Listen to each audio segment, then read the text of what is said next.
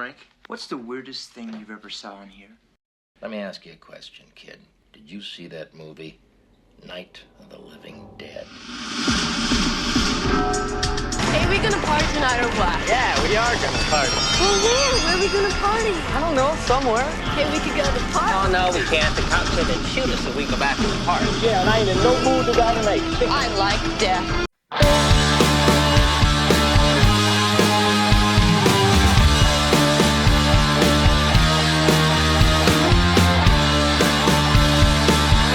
Greetings, fools, and welcome to Minute 79 of Do You Want to Party, the Movies by Minute podcast for the 1985 groundbreaking horror classic, The Return of the Living Dead. I'm your host, Troy, and joining us this week is the returning host of the Half Price Horror Podcast, John Seavey. Hello. Hello, John. It's good to be back. Yes, thank you. It's been a little while since you've been on, but again, I appreciate you fitting me into this busy schedule at this time of the year that everyone seems to have and all that. Well, you know that I am a huge fan of this movie. I love it probably every bit as much as you do, so anytime I can talk about it's a good time. Exactly. And as I mentioned, this is minute 79, so we're coming up close to 91, which is the end of this pretty much movie and all that sort of thing. And I just want to say, like I've been saying to my my past previous guest hosts and all that, I want to thank you for the time that you've helped devote to this project of mine that I really appreciate. Your insight has been very welcoming, and I've been very thankful for, again, the time that you've graced me with your presence on this podcast. It's been very appreciated. So I just want to get that out of the way before we got any further. Well, thank you for having me on here. This has been tremendous fun. This is just a movie I love to talk with people about. And, you know, I mean, it's just one of those great experiences. And I am every bit as glad to be here as you are to have me. So thank you. Thank you. Well, thank you. All right. So let's just get into this. So this particular minute is going to start making their way to the perimeter and ends with Tina screeching at Freddy. So for the briefest of glimpses, the rainy black sky is broken with a solar spotlight cutting through the darkness as the helicopter hovers above the carnage below. Its loudspeaker announces the police action currently happening and how those inside the blockade can surrender. Should make their way to the perimeter at once. As the message ends inside the warehouse, the four living people of Bert, Spider, Casey, and Chuck reflect on the new information of the situation beyond the You Need a Medical's walls. As Spider interjects his own feelings about what is going on in a single word. Jesus. And with a grin, Chuck reciting his opinion. It sounds like the shit's really hitting the fan out there. The announcement repeats itself, to which Spider points out to Bert with a tap at his arm about signaling those outside. Man, we gotta let them know we're in here. Knowing it's a good idea, Bert quickly turns and walks off, Better believe it. inciting the three punks to jump quickly into action and chase after the older gentleman. Hey, mister! Both Chuck and Casey calling out to him. As Bert rounds the end of the first aisle of shelving, Chuck rushes to cut him off. Bert was making a beeline for the office. Together, Chuck and Casey warn against entry into the office. Mister, don't go in there! Bert finds himself between the two, stops in his tracks.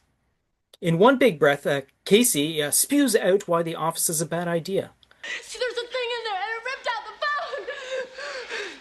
Bert turns to listen to her. As Casey finishes her report by breathing heavily, Bert turns and points towards the area where he knows there is another communication device. Another phone in the basement. And as he steps forward, Chuck loudly, with a flailing arm, objects to the new suggestion. The basement! Fuck! You know what's in the basement? When Bert questions the hyper youth, Spider steps in with his knowledge of what to expect. What do you mean? One of those fucking corpses, man. A real ugly one, all black and slimy. Casey's face is frozen in terror while Chuck fiddles with the hammer in his possession. When Spider has done his explanation, Bert curses his understanding of what has to happen. Look, I don't give a shit what's in the basement. We gotta get to that phone, man. And also points out the semi-reliable course of action. Blinding him seems to work okay, doesn't it? Pausing briefly, he looks around. In the distance sounds an emergency vehicle's siren goes off. Then realizing he knows what to do, pushes between Spider and Casey towards the Coke vending machine. Having left his trusty pipe inside the now burning wreck outside, grabs an upright standing wooden bat. Wait a minute. And as he wields it in one hand, returns to his former place. Relaying his assistance needed and what he's going to do, he steps forward, Spider right behind him. Spider, open the door. I'm gonna knock his goddamn block off. Meanwhile, back in the crawl space above the embalming room, Ernie and Tina take refuge in the dark area. Ernie with his back against the wall, Tina with her legs crossed, hands on the floor before her. Both of their gazes locked on the hatchway before them that has been wedged shut by a 2x4 jammed against it and the ceiling. The hoarse from screaming voice of the reanimated Freddy comes up from the room below. Tina, it was wrong for you to lock me up. I had to hurt myself to get out. He calmly explains how she was in the wrong and the injury he suffered to right that wrong. Tina gasps tears as she cries out to hold on to what little sanity she has left. Ernie places a reassuring hand on Tina's shoulder. Freddy continues his dialogue about her absolution and his continual want for her pain-relieving gray matter. But I forgive you, darling. And I know you're here because I can smell your brains. Tina's cries continue as she bursts out yelling at her former boyfriend, and that's where we end this minute. So, unfortunately, it's not a lot happens in it, but we do have a lot of information packed into this. Again, it is still just a minute, but it seems to go by at like a breakneck speed. Just the conversation between the group in the Unida warehouse and all that sort of thing. It's just so quick-paced and all that sort of thing. There's a lot going on, and yeah, so... I mean, I think it's a minute with a lot of great acting in it. If you just sit there and focus on each character in turn as you rewatch the minute, which I may have done, you can really see how everyone is invested in the scene. There's nobody who's just waiting for their turn to speak. You know, everyone is like really giving a lot of emotional intensity, even to their pauses and silences. You know, you watch Jewel Shepard behind Fu Gulager, and she is just like taut as a rope trying to figure out what they're going to do next. Yeah, no, again, like you said, you watch this like at straight through in a minute, it just breezes by in a minute. But if like for this example, you have to rewatch over and over and over again, get all the detail. Yeah, each of these actors is totally putting on a tour de force of acting, especially in this minute, because when you're dealing with raised energy and panic and all that sort of thing, you have to play it at a realistic rate without being over the top, without making it seem goofy. And these, again, as I've stated several times before previously, these young actors have really early in their careers. And like we've mentioned before, like Miguel Nunez, this is his first job after being like homeless prior to this sequence and all that, so to filming this movie and all that sort of thing. So it's very early in a lot of these actors' careers and all that sort of thing. And to, again, bring their amateur level up to a point where it seems natural, where it seems like it is so like in the moment, is just a phenomenal thing to do. And again, Clu Gallagher playing the perfect like anchor to that scene and all that sort of thing. The fact that he's also in the center of a lot of the shots of this sort of thing, like the group is around him and he's got to like look between them all, connecting them all as one group and all that sort of thing. It's just beautifully done. And again, a wonderful way that it's directed as well. Yeah, and I think the performances elevate a lot of the material, mainly because I think when you're dealing with a horror comedy, those are both ways of releasing tension. And just the way Chuck delivers the line, "The basement's fucked, man." Yeah, it is such a funny line, even though on paper it shouldn't be. It's just they're letting out so much emotion that you feel it too, you know? Yeah.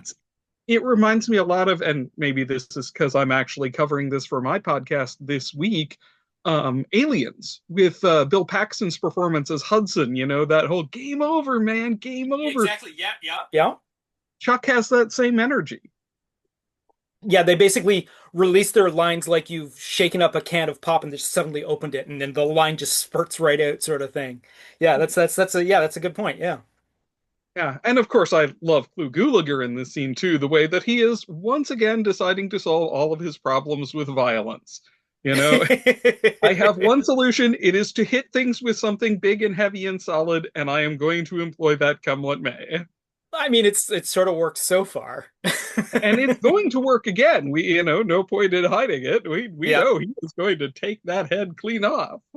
Exactly. Speaking of moments that are big emotional releases, I know we won't, you know, get to it on this episode, but that is a huge release. Exactly, exactly. So over on the commentary track, which again with writer and director Dan O'Bannon and the production designer William Stout, Dan O'Bannon talks about how choosing the stock footage and then superimposing rain over it for the shot of the actual helicopter because they didn't have the budget to actually do a helicopter. He then points out the overhead shot from within the helicopter isn't a helicopter. William Stout adds that it's a crane. A disappointed Dan O'Bannon says how it's just a curved piece of plexiglass with rain on it, and defeated, he mentions that he should have gotten an actual helicopter. It ended up being more trouble than he had if he had a real helicopter, and he thought he was saving time and money, but ultimately deciding it would have been better to do it in real life than fake it. And as the debate about going into the basement continues, Dan O'Bannon says how this is a fun scene, and William Stout backs him up.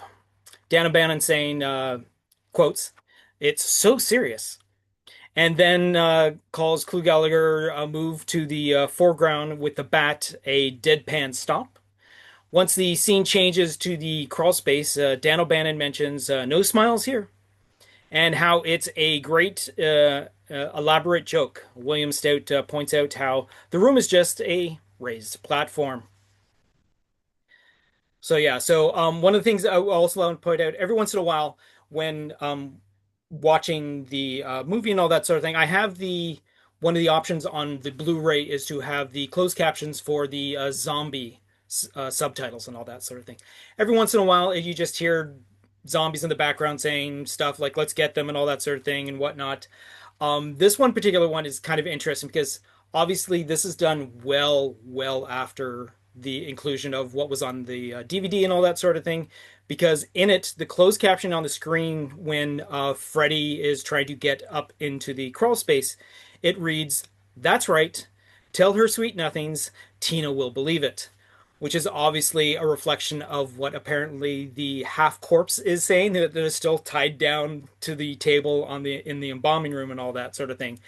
But again, it also goes earlier when they first have the conversation with the half corpse earlier in the movie, before she actually says something, and the three characters of Ernie, Bert, and Spider are talking over top of her about the situation.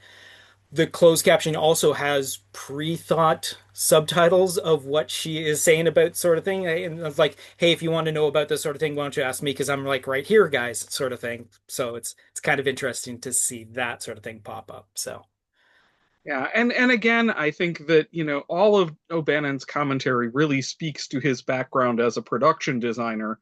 You know, he is I'm not the first person to say this, but you can always tell where a director came from when they make the jump to directing based on what their movie emphasizes. So, like yeah, with O'Bannon and Cameron, it's production design. They were production designers, and their movies are always meticulously production designed.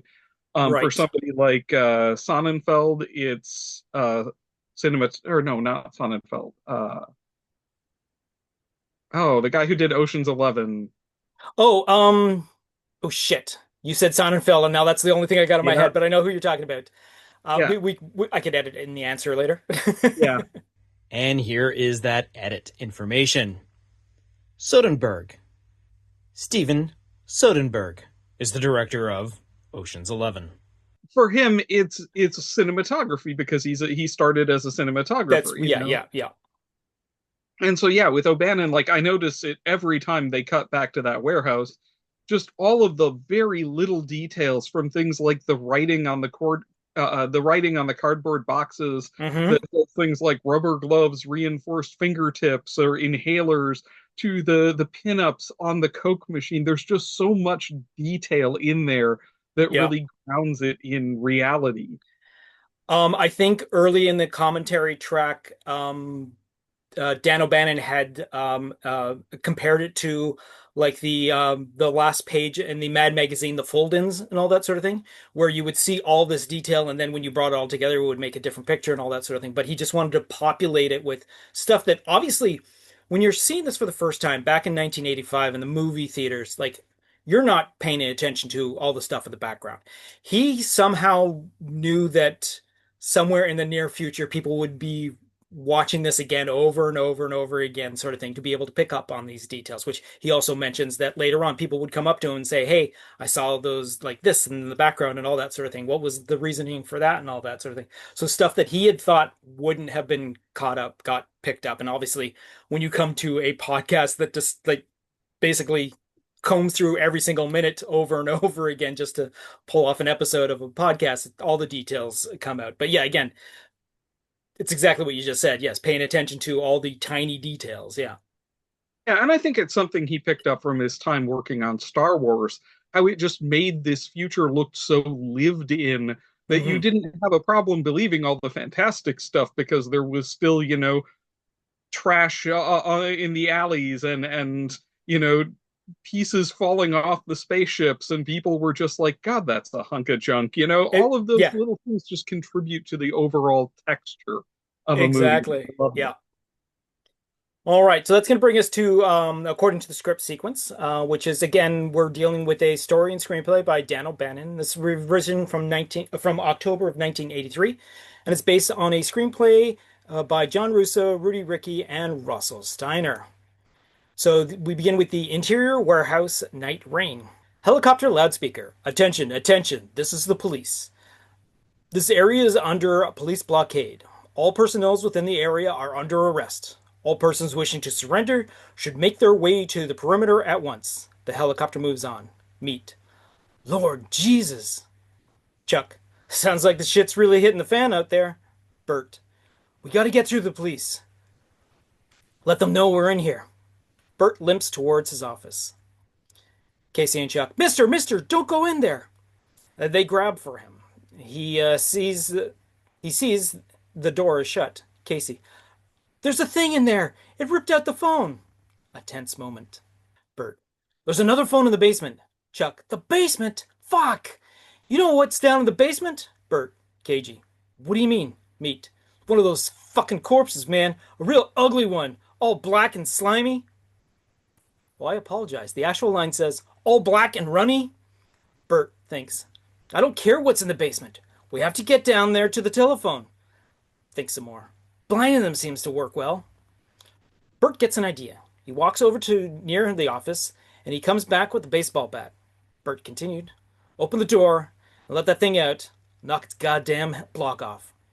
Cut to interior attic of mortuary night rain. Tina and Ernie crouch in the dusty darkness of the crawlspace. Suddenly, muffled comes through the sound of a voice. Freddy's voice from below. Tina, this is Freddy. Where are you? Tina gasps. Tina face contorting with grief and horror. Oh God. Freddy's voiceover from below. Tina, it was wrong of you to lock me up. I had to hurt myself to get out. But I forgive you, Tina. And I know you're here because I can smell your brains. Tina moans and buries her face in Ernie's shoulder. That's where we catch up with the actual script and movie. So there we go. And, we didn't get a chance to really talk about what's going on with Tina and Ernie, but I do think it's kind of weird that he doesn't think about Ernie at all. He is really fixated on Tina. Like, does Ernie not have brains? Well, I mean, it is obviously we're dealing with like the relationship between these two characters, and obviously I don't believe there's going to be any problem with dealing with Ernie as a third wheel in this current situation, all that sort of thing. But I think it's just focusing on the total breakdown of the psyche of Tina at this particular minute, which is pretty much more than likely what the situation is for. You can see on Ernie's face that he like realizes what's happening to this poor young girl and all that sort of thing, because this is like bizarre of bizarre situations, especially when it comes from Ernie's, I don't know, quote unquote previous life to this situation, if you want to believe what could be possible for him and all that sort of thing. But again, I understand there is three people in this situation, but again, I think they're focusing on Tina's, like I said, breaking down of her psyche is probably the most intense part of this, and that's a probably much the reason why they're focusing in on just Freddie can like basically taunting and teasing Tina this way. Yeah, I just think it's interesting because, supposedly he's just broken down and he desires brains, but it's clearly for him, it is more than that. It is very much a desire to emotionally torment his former girlfriend, or still current girlfriend, maybe in his mind. You Yeah, know, exactly. Yeah. there's some interesting stuff going on there. Well, from his speech, he definitely the I guess the relationship possessiveness of you're mine, I'm yours sort of thing is still there forefront in his mind because he still is like, hey, why'd you do that to me? Like you are responsible for me like this. The only way I can feel better is if you give me your brains and all that sort of thing. So it's obviously the relationship is still strong in his mind and all that sort of thing, or at least what's left of it and all that sort of thing. But I also the fact that these are intelligent creatures. When they come back from the dead, they have a mind of their own. They have the ability to like work out complex situations and all that. Hence the reason why send more paramedics, send more cops, and all that sort of thing works in the movie previous to this minute. Yeah, I think what I'm saying is the A24 version of this movie would have focused on just these two. You are so right. I didn't even think of that, but you are totally correct. And A24 would have less characters and it would be more like what happens between the Tom Matthews and James Karen characters in part two of this, where they're off by themselves, the grave robbers and all that sort of thing. They just get the fog rolls in and they get turned into the living dead that way and all that sort of thing. But yeah, the focusing on the two of them would probably be the A24. Yeah, less of a cast, obviously, for sure. Way too much. And then up the ante on the amount of zombies and their look and all that sort of thing. So yeah. And make it all a metaphor for this relationship because everything's a metaphor for A24. It really is, isn't it? All right, so that's going to bring us to our work print comparison, which is where when you film your project and all that sort of thing, you bring everything all together. You have a long version of the movie, which you then splice and cut out different things and move stuff around to get to your final print. For example, we are currently dealing with minutes 78 to 79 of the final movie, whereas in the work print, we are actually dealing with minute 96:28 to 70 to 97:41. So we have just a couple more extra seconds and all that sort of thing. So in the work print, all plays out like in the final film, except for the missing shot of the helicopter. When Bert and Spider head towards the basement door, Chuck has to reach out and grab Casey to get her to move. And in the crawl space, Freddy has the extra line of Tina, this is Freddy, like we read in the script and all that sort of thing. But they cut it into, because obviously when we cut to the shot inside, he's already delivering his line and all that sort of thing. But in this cut, he also adds the line of "It was wrong of you to blind me," before the "lock me up" line and all that sort of thing, which is kind of neat to see an extra line that actually isn't in the script or in the final version as well. So yeah. All right, so that's going to bring us up to the end of this particular minute of the show and all that sort of thing. Again, you have anything you want to add to this particular minute, or I mean, obviously, as I'm coming close to the end of this, I'm probably not going to be able to get you on for another episode. I mean, you never know what might happen at the very end of January and all that sort of thing. Like, crap, I need someone else for another minute. Anyone out there can help me. Do you have anything to say either about this particular minute or in the movie in general that you want to add to this? I mean, I think we covered this minute pretty exhaustively. And, my thoughts on this movie is just, it's fantastic. It's fun, it's exciting, it's thrilling, it's scary. It is everything you could hope for in an 80s horror movie. And I love that, other podcasts, when they discover it, like Podmortem, for example, did an episode on it probably within the last year or so. They had never seen this before, and they were just like, oh my gosh, where has this been our whole lives? Yeah, that's the other thing when I first started just putting together the idea of doing this, I went, okay, let's see who's out there that has like already watched this movie and done podcasts about it and all that sort of thing. See what everyone else's opinion on it. Obviously, no one's going to go into the great detail of a minute per episode and all that sort of thing, but again, you get the general idea. But again, a lot of people who either knew about it and never saw it, or like, what the hell is this sort of thing, were like, I love how fascinated a good portion of these people were about how well done of a movie this is for a movie that really has no right to being as good as in the middle of the 80s with such a small like budget and all that sort of thing, and how obviously the cultural impact is like, I mean, the idea of, like, we keep mentioning the idea of zombies wanting brains exists with this movie. It was invented for this movie. Fast moving zombies was invented for this movie and all that sort of thing. What are you Well, gonna I say? got it. What are you gonna say there? Nightmare City from 1980 features fast zombies. I knew there would have been another. Okay. I will don't think I it will give you that. influenced this, but it did feature them a long time before this movie. And honestly, that one, the zombies are not just smart, but they're like tactical and strategic. They Oh, make really? strikes on the TV station so that news can't get out, and they go after the power plants. And it is Oh, wow. really, yeah. Highly Nightmare intelligent City is zombies. a great movie, honestly. Nightmare City. Okay, you know what? I'm gonna add that to my list. Nightmare City. I'm gonna write that note. Actually, you know what? In the middle of this recording, I'm going to write down the words Nightmare City. Nightmare City from where? 1980. Okay. Umberto Lenzi, I believe, was the director. It's one of the Italian zombie knockoffs. Okay, that explains why it doesn't sound familiar. Okay, gotcha, Yeah. gotcha. All right. Oh, then yes, no, an Italian horror zombie movie? Oh, definitely. I'm surprised I haven't heard of that to begin with and all that sort of thing. That's cool. I'm gonna have to look that up as soon as we're done recording here. Well, maybe not the instant we stop recording, but yeah, in the pretty damn near future and all that sort of thing. That sounds cool.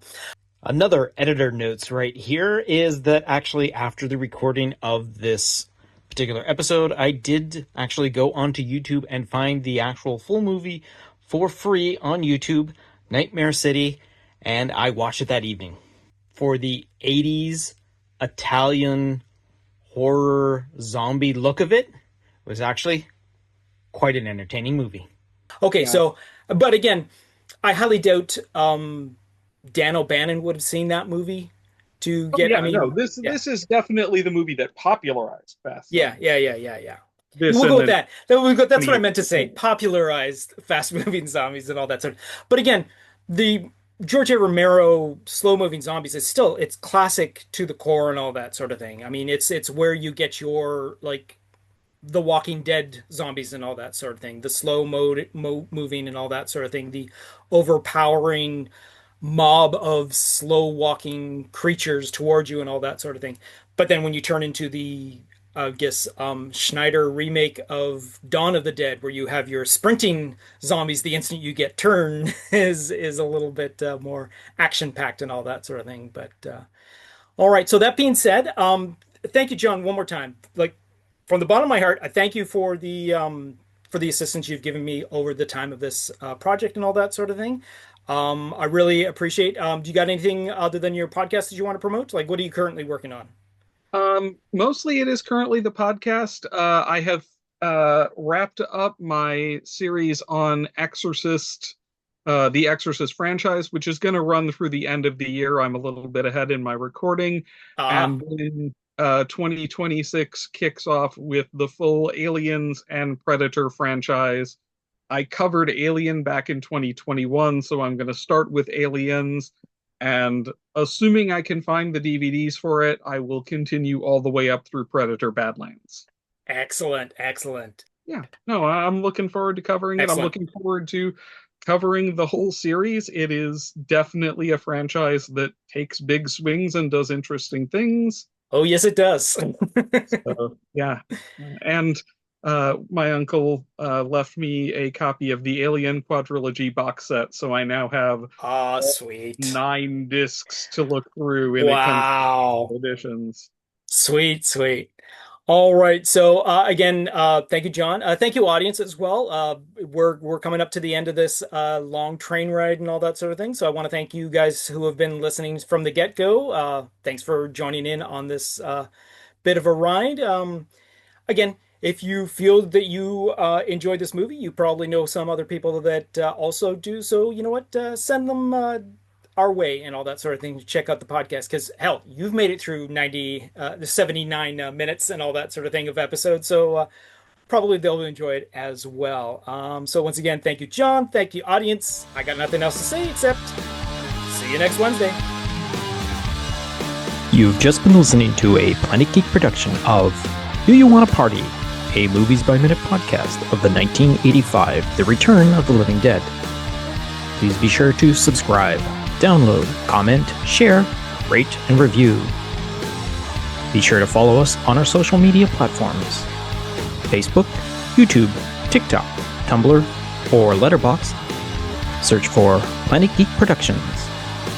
X, former Twitter, Instagram, and Blue Sky, search for Planet Geek Pod. Or send us an email to planetgeekpod@gmail.com. Our closing music is provided by Night Chill. See the show notes for more details. Once again, thanks for tuning in, and farewell, fiends.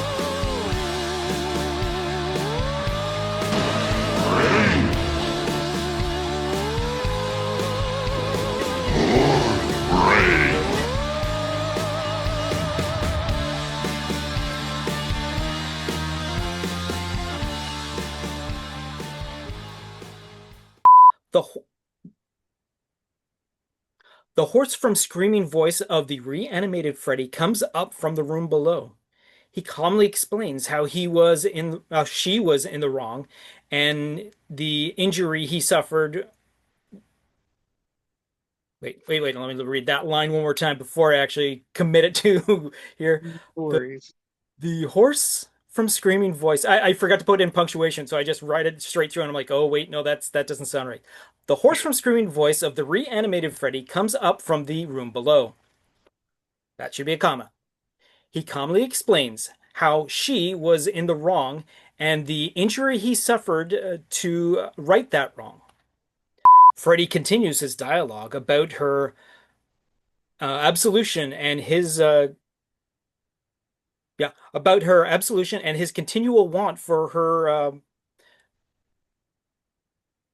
her pair pain. That should say pain. Wow. I even spelled it improperly. I'm just gonna. Okay, let's change that. All right. Also, I will point out that without punctuation, it could be the horse from Screaming Voice Freddy, which Yeah, makes it sound like a exactly. cameo Yeah. from a movie neither of us have heard of. Yeah, exactly. All right, let's try this one again. So the helicopter loudspeaker. Attention, attention. This is the police. This area is under police blockade, and I'm doing something new and all that sort of thing, and it's just not seeming to work out for me here. Oh, let's try zooming in and all that sort of thing. There we go. Because the screen is too far for my glasses, but just not far enough for me to be able to squint and all that sort of thing. So let's try this all over again. Next week's episode for this podcast is actually Alan Trotman sitting down talking about the scene where they decapitate Tarman and all that sort of thing. So like I've had a couple of the other actors come on and all that sort of thing, which was kind of cool. Unfortunately, I don't think I'm going to be able to get Miguel or Linnea or Jules involved. But hey, the bit that Tom, John, and Beverly gave me, as well as Linnea, actually did kind of read the opening to one of my episodes because I like tracked her down at a nearby convention, and she's all like, "Yeah, no, I'll record something for you." So I forget. Have you formally announced what your next thing's going to be? I've technically put out feelers.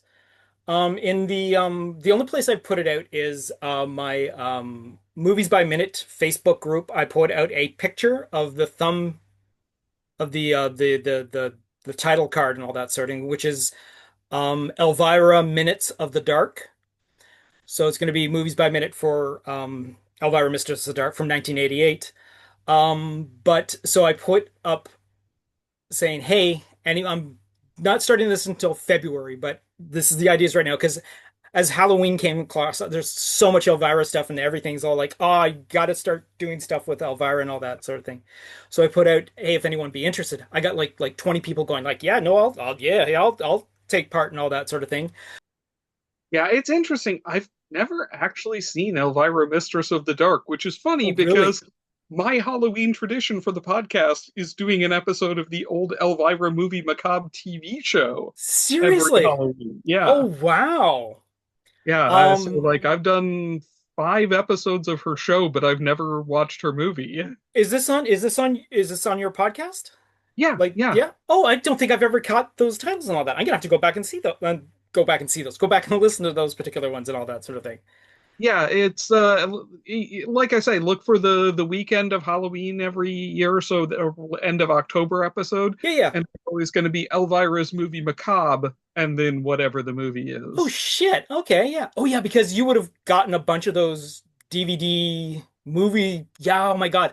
Oh, I Yeah. so wish I had collected those when they were out at the time. Now they're so expensive to like back buy and all that sort of thing, and it's like, ah.